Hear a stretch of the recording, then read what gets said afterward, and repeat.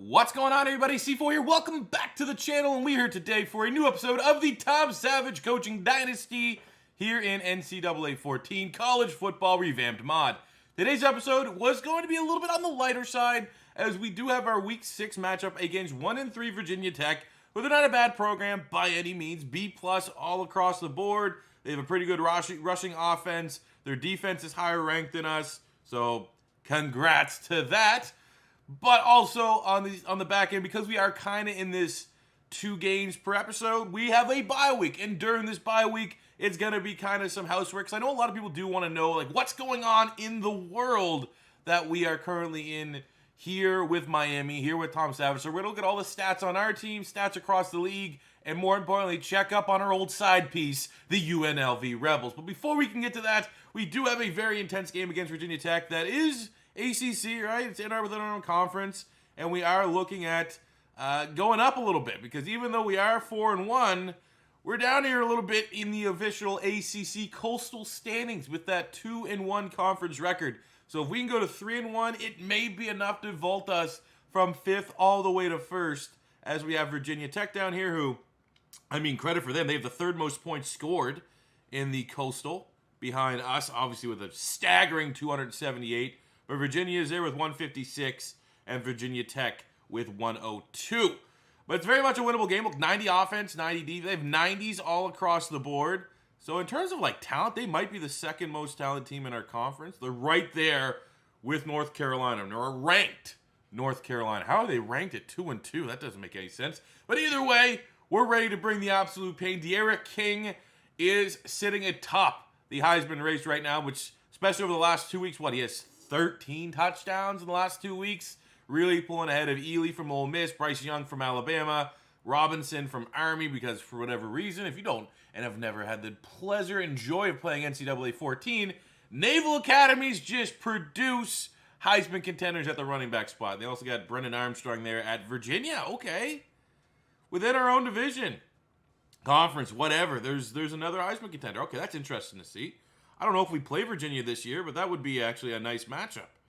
You do right there, next episode. Okay, it's interesting. Let's get a quick scouting report here on Virginia Tech, and then we'll be able to hop right into that game, because I actually have a lot of stuff to do today. I got to build a goddamn swing set for Easter for my kid, and Easter's in a couple days.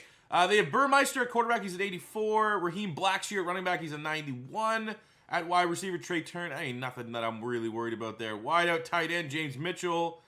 Okay, it's solid, 89. Offensive line, they're going with, it must be an injury, right? 64 overall, doesn't make a whole lot of sense. Smith there, Hoffman, Danzy. Okay, they have a good offensive line. Average on their O-lines at like 83, 84. Defensively, Norrell Pollard there, 85. They got Dax Holyfield, I've heard of him before. Actually, there we go, finally some guys I've heard of. Not much. Barno, really good athlete, really strong, really powerful. In the secondary, Jermaine Waller. He can definitely punish you with an errant throw. Chapman there, 85. Got Shamari Connor at safety. He might be their best player on the defensive side of the ball. So they're not bad, but I'm not seeing a team that's going to stop the Miami Hurricanes, especially on the win streak that we are currently on. Look at this, 41-22, 45-14. We lost to Clemson, but you got to remember, D'Eriq King got hurt in the first quarter. And then the last 2 games, since D'Eriq King's come back from that loss, 77 points against Boston College, 87 against Duke. Now, Virginia Tech with the 90 overall defense, it could be tough. Easily the highest rated defense, excluding Clemson, that we've played this year. But I'm still expecting a team that's averaging, I don't even know what 81 points, something like that, 82, 83 points over the last 2 weeks. I'd be shocked if we go for anything less than 40 against Virginia Tech as we look to move to 5-1. So without any further ado, let's get into this matchup. Open and drive, defense goes out there and does the job. Puts the ball in our offense's hands with a 0 on the board. Oh, there we go, quick read. And that's new record holder for single receiving touchdowns in a game with 4 last week. Jeremiah Payton, an historic Miami Hurricanes all-time player already. And he's already a sophomore. He's only a redshirt sophomore. Oh, no. That's a, hey. It's a hell of a job for Virginia Tech actually getting the stop on the screen pass. 4th and 1. We're going to punt it. Luckily, our defense, They're angry today. They're not giving up anything to Virginia Tech. Screen passes are not working today, man. Usually you get our running backs out in space. They're going to find a way to get the, recommended yardage is like almost automatic at this point. It's only like, are they only going to get 10 or 15 yards? And that's back-to-back screen passes that Virginia Tech's defense has handled the job. They studied. They were in the lab figuring out how to stop the Canes here, especially after our last couple weeks. I'm just going to get a quick scramble here. D'Eriq King and move the chains. Oh, ugly. You get one or two scramble, throw off your back foot passes, and then you get that stinker of a duck. Again, while our offense has been really uninspiring, defense yet again does their job. Jesus. Sack fumble. Luckily, we're able to recover it. My God. Wake up! Try to force it. Should have been a pick. Should have been a pick. Luckily, that guy got Nelson Aguilar hands. But our offense, who started this drive pretty much in field goal range, did nothing but go backwards. Jesus Christ. I don't even know what to do, man. We can't run the ball. That's one thing in terms of sliders, I want to fix. It just feels like my running back doesn't, like his acceleration is nerfed. Like, look how slow this guy is. He's like 98, 90, 96, 97 acceleration. So clearly there's something in my sliders that's dumbing down his explosion behind the line of scrimmage. So I definitely want to, at one of these points, try to fine-tune that and figure out how I can make my running game a little more enjoyable. But then again, it's just Tom Savage fucking and chuck it. We do not run the ball. Running the ball is a secondary means of offense. As D'Eriq King will not be denied for that first down. He's got to put the team on the back here. It might not be a flashy game. We're definitely not going to be putting up 80. But it's games like this that's going to show if D'Eriq King's a Heisman contender or not. When things are bad, can he be the guy that digs our offense out of the shit? I think so. Faced with another 3rd and long. Just wait for someone to want to make a play. Honestly.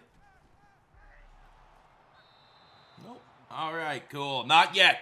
I'll let you guys know when it's time that someone wants to try to make a play, but it's not quite yet. Our defense, though, is doing an outstanding job.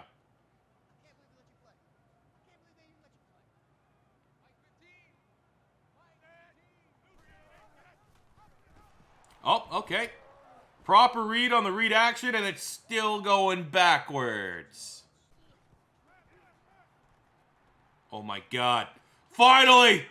Breven Jordan. Oh, that's all we needed. You only need one. When your defense is shutting down Virginia Tech's offense, like Virginia Tech's offense is done as bad as us, and we know we have more explosive playmakers. So all it does is it takes one big splash play to the best receiving tight end in college football, and that might be able to break this one open as we get ready for halftime. Sick of this shit, man. We can't do anything on the offensive line. Getting bullied and dominated by Virginia Tech's defense.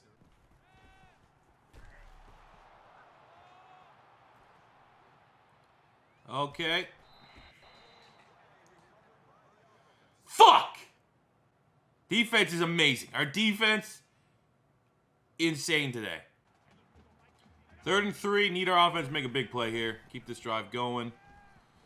And we're going to have to literally put all the onus on D'Eriq King because that was a blown play from yet again another massive failure from our offensive line.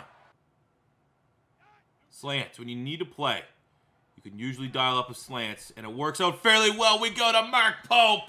6-yard touchdown reception is exactly what we needed. Hey, so far, knock on wood, no picks, no turnovers, lost for D'Eriq King. And that's kind of like what I think. Like, at least our offense isn't shooting ourselves in the foot.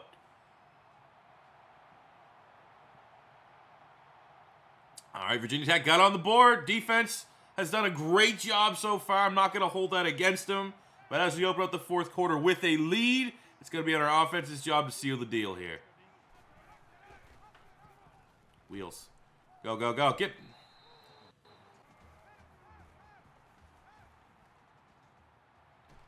There we go. That's a good first down.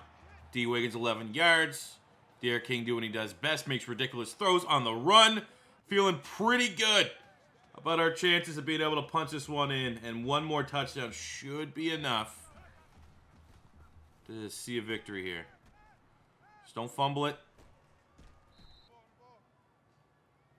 Okay, we got ourselves a 3rd and goal.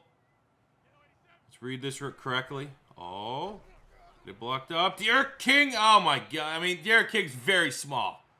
Don't know if he's going to be an NFL quarterback. He's like 5'10", buck 95. But a field goal would be nice. We kicked the field goal up 10. Virginia Tech goes down and scores. Didn't use a single timeout.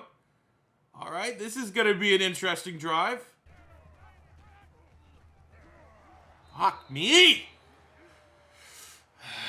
Okay, got to throw it. 3rd and 11. No, we're not going to, obviously, we're not going to read out. Why? You just want to fail? Let's go tight end seam option. See if there's a way we can manufacture a touch for Brevin Jordan here. He's our best player.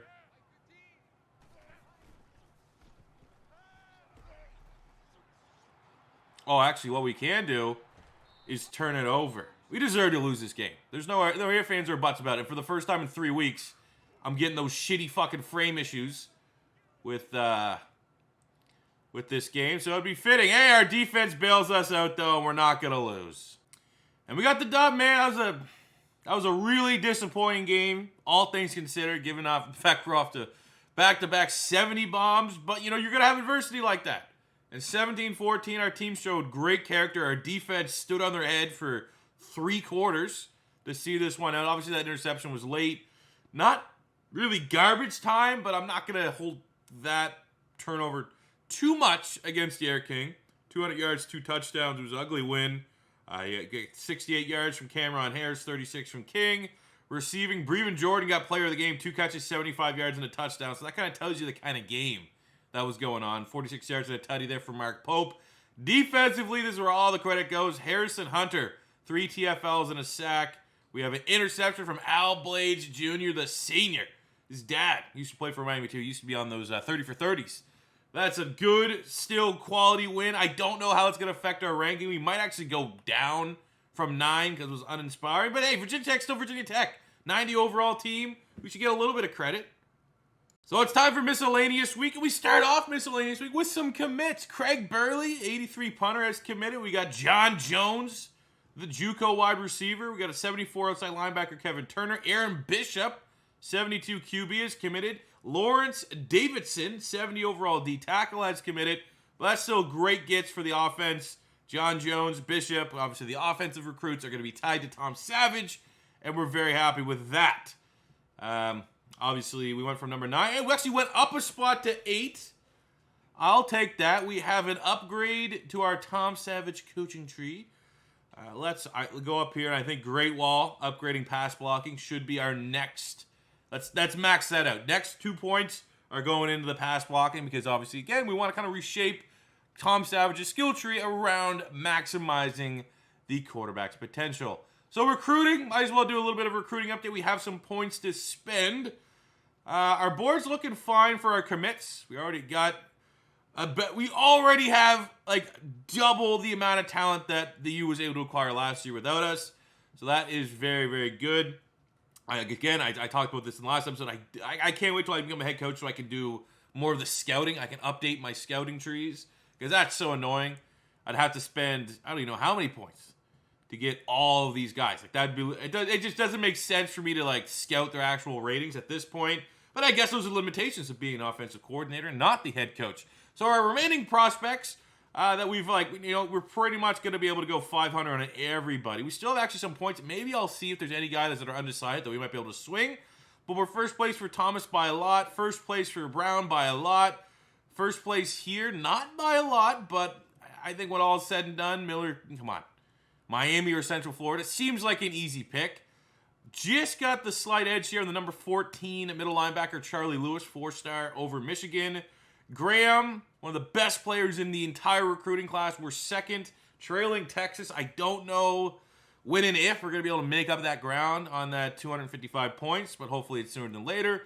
Leading on the D tackle here, second place on the D end, leading just barely over North Carolina on Jeff King, and we play North Carolina in the next episode. So I actually don't know. That should factor something into recruiting when you actually play a school that's like right around you on a prospect. If you beat them, you should get like automatic points. Leading big on Broussard here, the tackle, and leading big on the number 3 tight end in all of college. He should commit very soon in James Johnson. So let's just kind of look here very, very quickly. Again, I'm still not where I want to be in terms of recruiting. I still feel like I could do, I could get a little bit better. Well, that guy looks good though. 15%. I know pretty much anyone under 20, we might have a legitimate shot at trying to get them. Let's just actually see, because at this point, we have a recruiting class, but I want to just see, can we land like a really uncommitted 5-star? Like, look, we have Ronnie Kimbrough at running back. He's only 17, so we'll throw that. We have 5-star athlete Quincy Cunningham. What is that, 5'11"? He's probably a wide receiver, which we don't really need at this point. 4-star corner. Okay, we definitely could always use more corners. I would like to add 3 guys, ideally, to our board here that we could just try and see if we can get them, swing them our way to the U. I mean, you're looking at what we're doing on the offensive side of the ball. A lot of these kids are probably thinking, hey, I want to be a part of that. Even if it's not necessarily the offensive side of the ball, like, I want to be on the defense that's tied to the best offense. Maybe we'll throw on that defensive end. Let's do that. Just because our DN class is not incredibly strong, you can always use more depth. Where's he at here? There you go. Did I already pass him? So we're doing this shit live. Nah, screw it. We'll add those 2 guys to the board. We'll see what happens. Those would be nice gets, though. We have more than enough points. In Kimbrough, who will offer a scholarship, and Matt Sullivan. I mean, those are big power schools that are already leading. Like, I'm not... Maybe this one. If Vandy's leading the number 2 running back, maybe we'll have a chance. Because, I mean, we already landed Jamal Garrett. But as you can see, there's a big difference between him and Kimbrough. So we'll see what happens. Definitely something. Just gives me something to do in terms of recruiting. But here is where I said we will look at the stats, just seeing what's going on for our team around college football. And we'll check up on our old side piece in UNLV. So far, Derek King has looked very good as your top dog leading the Heisman race. 1,900 yards, 17 touchdowns to 7 picks. Even Van Dyke in relief duty, 6 touchdowns, 2 picks. Looks really promising for a redshirt freshman. 360 yards, 8 touchdowns for Derek King leading the team. Again, gotta kind of fine-tune my sliders a little bit. I'm not having the funnest of time running the ball. I'm going to do a little bit of deep dive there, look like Mr. Hurricane and stuff like that, just because I just feel like the acceleration had the nut snipped off it here in this slider settings, because none of my running, I mean, I even felt it back in UNLV. That's a reason why it's that much easier to go in the fucking and chuck it all passing, because my running game's just not fun. Guys are super slow, and it just feels like that's the game. I gotta find the sweet spot there. For receiving, Breven Jordan leads the team, 32 catches, 632 yards, 5 touchdowns, 673 and 8 for the sophomore Jeremiah Payton. We got 555 and 3 from Mark Pope, the burner. Blocking, only 1 pancake. Again, I don't know. Maybe that's just something that doesn't track properly. I feel like I should be having more pancakes than zeros. Defensively, Brooks leads the team with 37 tackles, 3 TFLs. We got 6 sacks from Jafari Harvey, 8 TFLs. The guy's a beast. Absolute beast. 10 TFLs, 4 sacks from Nesta Silvera. We have no one really dominating, taking off here on the interceptions front, which is disappointing given the fact that we have Bubba Bolden and Al Blades and DJ Ivy back there, but it is what it is. So looking all college football, let's just kind of look at the top leaders without really looking at that leaders screen that only shows like the top 10. For passing, at least for yardage, Hank Bachmeier's there. Jaden Daniels. Touchdowns is what really matters. Bachmeier, yeah, Hank Bachmeier from Boise State. Really having a solid year here. Brock Purdy's still there for Iowa State. For running the ball, what do we got for rushing? Okay, it's the Naval Academy. Sophomore, 840 yards, 13 touchdowns. Those are like really, really good numbers, especially with the guys that are around, like Letty Brown's there. Brees Hall's still here. From a receiving standpoint, from yardage, we have Stephon Robinson Jr., Northwestern. 700 yards, 5 touchdowns. Peyton's number 2. Breven Jordan's number 3. And still in the top 10. We have 3 wide receivers in the top 10 in terms of yardage right now in all of college football. So I'm very happy with that. Anytime that you can kind of flex Garrett Wilson there, 6 touchdowns. Theo Jones-Bell, redshirt freshman, really good, talented youngster for Alabama there. Having a great year. Fatou Kassi from Rutgers, 96 overall, leads all of college football by tenths. I mean, he's a considerable lead there for total tackles. TFLs, there's 20 for Mike Tafua from Utah, 92 overall, 7.5 sacks. Oh my God. Give this guy whatever defensive lineman award there is. Harvey there, runner-up at number 2. Picks, we got 5 for Jordan Strong of Coastal. 5 for Zion Gilbert of Florida Atlantic. 5 for Trice on Purdue. Nice. What else we look? Fumbles? Is there a beast when it comes to fumbles? Not really. And last but not least, this is what I've been putting off, man. What is UNLV doing? How is our side piece making it out without the great Tom Savage pulling the strings? And UNLV, they have Justin Rogers, 600 yards, 6 touchdowns, 2 picks. Looks okay. That's not a bad start. 329 rushing yards, 4 touchdowns by the true freshman Goodwin, who was one of our big gets. You're welcome. Tom Savage says you're welcome. Your best offensive playmaker is a guy that we recruited for you. Noah Bean's having a nice year. Well, I mean, nice, relative. He's leading the team, 200 yards, 2 touchdowns, 2 and 4 for Kyle Williams. I mean, obviously, no more Jacob Gasser or anything like that. But you can definitely see their offense is day and night what it was a year ago. Adam Plant, who was really good for us last year, he's leading the team, 27 tackles, 5 TFLs, 2 sacks. I don't really know you. Lawler, depth guy, probably behind Vera Montez. Jamal Ham has 2 interceptions. I mean, that's the defense. Offensively, yeah, I mean, they're looking okay. That's not brutal. You know, it's one of those things where they're not just absolute garbage. I wonder what their record is. Let's go look at the Mountain West here. Is that what it is? It's not, they're not in the Mountain West. They're in the, yes, they are. Oh, I like seeing this. Already, I like seeing this. Last place in the Mountain West. Oh, and they have, what, the second least points scored in the entire conference? That's what you get for pulling Tom Savage's offer, you assholes. You bunch of assholes. That's all you can say about them. So we're just going to sim to the next week, get everything ready for North Carolina. We got a couple more commits. James Johnson, 5-star tight end, committed. Brown, the safety, committed. Broussard, the tackle, committed. Let's go. And we went up another spot. We went from 8 to number 7, and that's a perfect spot to end this one out. So thank you guys for watching another episode of the Tom Savage Coaching Dynasty here in College Football Revamped. As always, your first time stopping by, don't be afraid to hit that subscribe button. Smash the like button if you enjoyed. I'll see you guys back here probably Monday? That's probably what I'm thinking for a big game against double ranked. I mean, I still don't know how they're ranked at 3-3, but it's a ranked matchup. Then we have Virginia. So we have a battle of 2 of the highest ranked teams in the ACC. And then week 9, we have a battle of 2 Heisman contending quarterbacks. It's going to be a good episode. Don't miss out. And I'll see you guys then. Thanks for watching, and peace